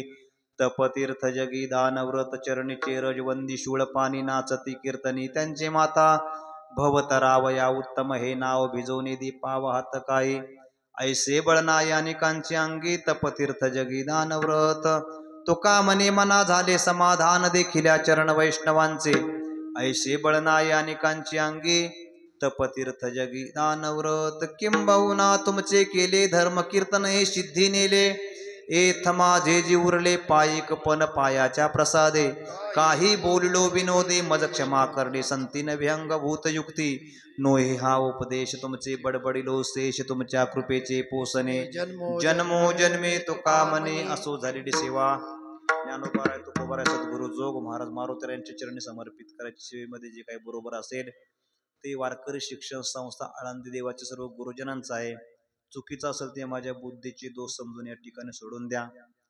आपली 9 ते 11 वेळ कीर्तनाची होती नाही का, पण कीर्तन सुरू होण्याकरता थोडा काय झाला उशीर झाला. किती मिनिटं झाली बाबा? 11:30 झाले का? हा, आता 11:30 असं. आणि ते श्रोत्यांकडे बघून असा हात केला त्याने, म्हणजे बाबा बसा ना खाली बसा. नाही बाबा म्हणले बघा 9 ते 11 वेळ कीर्तनाचे आहे. तुम्ही 1 वाजेपर्यंत जरी कीर्तन केलं मी तुम्हाला काही बोलणार नाही. मी तुमच्याकडे दगड केलाय का? मी श्रोत्यांकडे पाहतोय म्हणले. बाबा असे का उभे राहिले तुम्ही? म्हणजे तुम्हाला काहीच नाही हो, तुम्हाला तारीख कुणी दिली त्याला शोधतोय म्हणले मी. तसं काय तर वेळ येणार आणि इथले श्रोते बरोबर जरी लेट कीर्तन सुरू झालं आणि अर्धा तास थोडं लेट झालं तरी एकान सुद्धा मांडी हलवलेली अगदी शांत चित्ताने. माता भगिनी असतील, पुरुष बांधव असतील, कोणी सुद्धा हो चूक न करता शांत चित्ताने कीर्तन ऐकलं. एका ठिकाणी बाबा असं कीर्तनाला गेलो आणि सर्वांना सांगितलं मांडी घालून बसायचं. एक बाबा असे पाय पसरून बसले होते मांडी घालून बसले. सर्व लोक उठून गेले हो. आणि ते बाबा कीर्तन संपलं, ज्ञानदेव तुकाराम झालं, पुंडलिक वरदा झाली, तरी बाबा ते काय उठले. बाबांना कीर्तन संपल्यानंतर भेटलो. बाबा एक नंबरचे श्रोते येतो तुम्ही, किती बारकाईने कीर्तन ऐकलं, कीर्तनाचं पुंडलिक वरदा झालं तरी तुम्ही उठले नाहीत. ते म्हणले बाबा हे तुम्ही सांगितल्याचाच परिणाम झाला. म्हणले काय? मला मांडी घालून बसण्याची सवयच नव्हती म्हणली, पाय पसरून बसायची सवय होती. मांडी घातली आता ती मांडी निघानाच म्हणली माझी. काय काय श्रोते असे असतात. एका ठिकाणी असंच कीर्तन चालू होतं तुकाराम महाराजांचं. सर्व लोक, आता तुकाराम महाराजांचं कीर्तन म्हणजे नामस्मरण वेदांतच असं चालायचा, काय विनोद नाही काय नाही. लोक सर्व वैतागले. मग ते तुकोबारांच्या कीर्तनामध्ये विनोद नाही, मग लोक सर्व लागले उठून जायला. एक जण तसाच बसलेला होता. तुकाराम महाराज म्हणले काय कीर्तन आवडतंय वयाला, एक नंबर श्रोता आहे म्हणले. तुकोबाराने त्याला बघितल्यानंतर तुकोबारा विठोबार म्हणायचे, उडी मारायचे उडी मारायचे. त्याची घोंगडी अडकली होती तुकोबारांच्या पायाखाली. तुकोबाराने उडी मारली की ती घोंगडी आडव वाढायचं. आणि तुकोबाराने विठोबा रुक्माईला उडी मारली की अशी घोंगडी वडत वडत वडत थोडस राहिलं होतं. एकदा उडी मारली आणि ती तुकोबारांच्या पायाखालची घोंगडी त्यानं जी खांद्यावर मारली आणि म्हणला महाराज आता तुम्ही सकाळी काकड्यापर्यंत जरी कीर्तन केलं. तसं इथं काय नाही, सर्व शांत चित्ताने तुम्ही ऐकून घेतलं. सर्वांना द्यावे तेवढे धन्यवाद. कीर्तनाकरता उपस्थित आमचे मृदंगाचार्य, काय महाराज नाव, अभिमन्यू महाराज. स्वभावही चांगला आहे आणि हात स्वभावापेक्षा कसा आहे, गोड आहे महाराज. या ठिकाणी गायना करता गायनाचार्य आमचे आप्पा महाराज गायकवाड, आमचे व्यासपीठ चालक महाराज, काय नाव महाराज, रामदास महाराज. बाबांचं नाव काय, बाबांचं वय काय, पण आवाज काय बाबांचा, हा यादव यादव महाराज नाही का. ज्या वेळेस भगवान परमात्म्याने आपलं कुळ नष्ट केलं का नाही, सर्व यादव मारले, पण बाबा त्यातले दोघं तिघ यादव राहिले बाबा. कोण, एक मुलायम सिंह यादव आणि एक लालू प्रसाद यादव, एक कुलदीप यादव, एक उमेश यादव आणि असू द्या, तुमचं पुण्य आहे बरं का. आपले पेटी मास्तर असतील, विनेकरी बाबा असतील, ज्यांच्या घरी आम्ही मुक्काम केला. सकाळपासून महाराज तुम्ही कधी येणार काय असं सर्व महाराज कार्यक्रमाचं नियोजन करत असताना ही चौकशी अत्यंत महत्वाची असते बरं का. कुठं आलात, काय आलं, महाराजांचं नियोजन, कीर्तनाकार आज कोण आहेत, उद्याचे कोण आहेत, हे सर्व नियोजन परफेक्ट बघावं लागतं महाराज. नाहीतर कीर्तनाची तारीख दिले येईल ते डुलत डुलत तसं चालत नाही महाराज. आमचे भूषण महाराज या ठिकाणी आहेत. महाराजांचं नाव भरत महाराज गायकवाड उपस्थित आहेत. सर्वांना द्यावे तेवढे. आणि सर्व ही मंडळी आहेत ना, यांचं स्वभाव अत्यंत गोड आहे महाराज. कोणत्या प्रकारचा विक्षेप करणारी ही मंडळी नाहीत. यांच्याकरता जोरात एकदा टाळ्या वाजवा यांच्याकरता. सर्व तुम्हाला भेटतील कलाकार महाराष्ट्रामध्ये, पण गुणी कलाकार तुम्हाला भेटणार नाहीत. म्हणून सर्वांना द्यावे तेवढे धन्यवाद थोडेच आहेत. आमच्या माता भगिनी असतील, पुरुष बांधव असतील, आमचे स्पीकर श्रेष्ठीमौली असतील, सर्वांना धन्यवाद देतो. आज कीर्तनाला उपस्थित राहिलात. आपले जेवढे काही कीर्तनाचे अजून पुढे कार्यक्रम आहेत त्या सर्व कार्यक्रमांना अशीच उपस्थिती दाखवून आपल्या कीर्तना कार्यक्रमाची शोभा आपणच वाढवायची आहे. ज्ञानेश्वरी पारायण असेल, ज्ञानेश्वरी पारायणाकरता सर्व वाचकांनी बहुसंख्येने उपस्थित राहा. जर ज्ञानेश्वरी आपल्या जीवनामध्ये वाचली, ज्ञानोबारांची आपल्यावरती कृपा झाल्याशिवाय राहणार नाही. ती कृपा आपल्यावरती व्हावी अशी भगवंताच्या चरणी प्रार्थना करून शेवेला या ठिकाणी पूर्णविराम. आतापर्यंत देवाचं भजन 2 मिनिटं संतांचं भजन करायचं आणि शेवेला काय द्यायचा, तुकाराम तुकाराम तुकाराम तुकाराम तुकाराम तुकाराम तुकाराम तुकाराम तुकाराम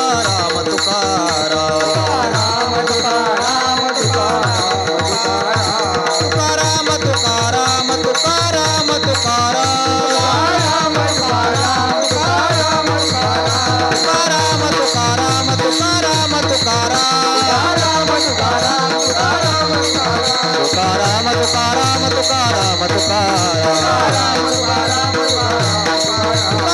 तुकाराम तुकाराम तुकाराम